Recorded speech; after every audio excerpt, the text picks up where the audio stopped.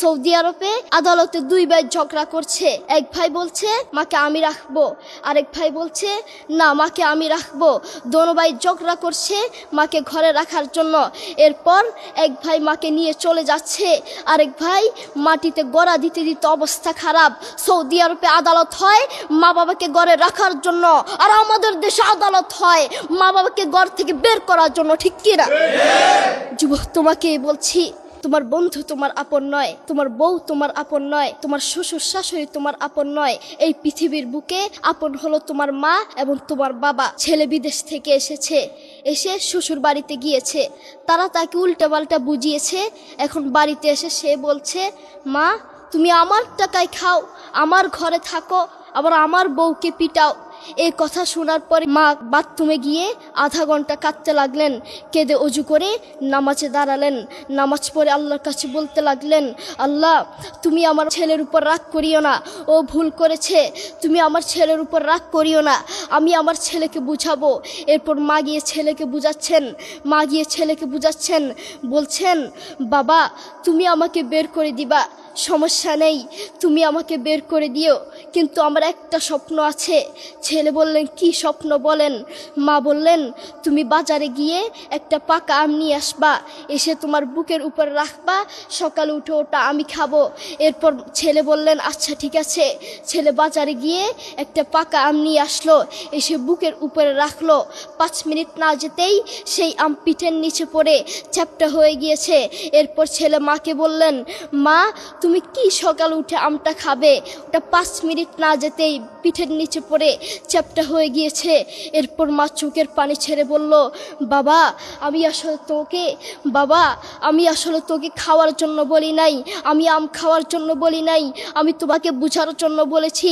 তুমি আজ একটা রাত এই আমটা রাখতে পারো নাই, আমটা বুকের উপর রাখতে পারো নাই, আর আমি সেই তোমার দুঃখিনী মা যে 1 বছর 2 বছর নয় 3 বছর নয় পাক্কা 5টা বছর এভাবে তোমাকে রেখেছি। আমিও যদি তোমার মতো এভাবে ঘুমাতাম তুমিও তো আমার পিঠের নিচে পড়ে চ্যাপ্টা হয়ে যেতা। এরপর ছেলে চোখের পানি ছেড়ে বলল মা আসলে আমি বুঝতে পারি নাই তুমি কি জিনিস আসলে আমি বুঝতে পারি নাই। করোনা আসার পরে প্রমাণ করে দিয়েছে কে আপন। এক মেয়ে তার মাকে ফোন করে বলছে মা আমার স্বামীর করোনা হয়েছে। মা বললেন সাবধান, তার কাছে যাবি না, আমি সকালে সিএনজি পাঠিয়ে দিব, তুই টপ করে সিএনজিতে উঠে যাবি। এটার নাম দুনিয়া। করোনা হওয়ার পরে বন্ধুর কাছে যায় নাই, করোনা হওয়ার পরে শ্বশুর শাশুড়ির কাছে যায় নাই, করোনা হওয়ার পরে স্বামী স্ত্রীর কাছে যায় নাই, কিন্তু করোনা হওয়ার পরে এখনো ইতিহাস আছে মা তার ছেলেকে গিয়ে চুমু খেয়েছে। করোনা হওয়ার পরে এখনো ইতিহাস আছে বাবা তার ছেলেকে কাঁধে নিয়ে হাসপাতালে গিয়েছে, ঠিক কিনা?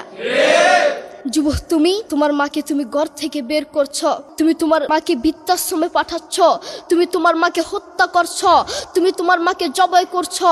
তোমার মতো নাফরমান এই বাংলার জমিনে আরেকটাও হতে পারে না, ঠিক কিনা?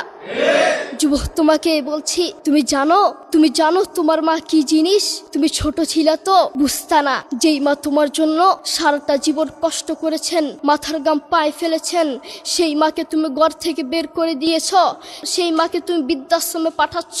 তুমি জানো তোমার মা কি জিনিস? তুমি খোঁজ নিয়ে দেখো, তোমার মা কিছু খেতে লাগলে তোমাকে ছাড়া খেত না, অল্প একটু খেত, আর সব তোমার জন্য রেখে দিত। আর তোমার বাপ হোটেলে গিয়ে শুধু অল্প একটু ডাল ভাত খেত, আর তোমার জন্য সব রেখে দিত। তোমার মার তোমার প্রতি এত মায়া, তোমার বাবার তোমার প্রতি এত মায়া, সেই বাবাকে তুমি ঘর থেকে বের করছ, সেই মাকে তুমি ঘর থেকে বের করছ, বৃদ্ধাশ্রমে পাঠাচ্ছ। তোমাকে আল্লাহর সামনে আসামির কাঠগড়ায় দাঁড়াতে হবে।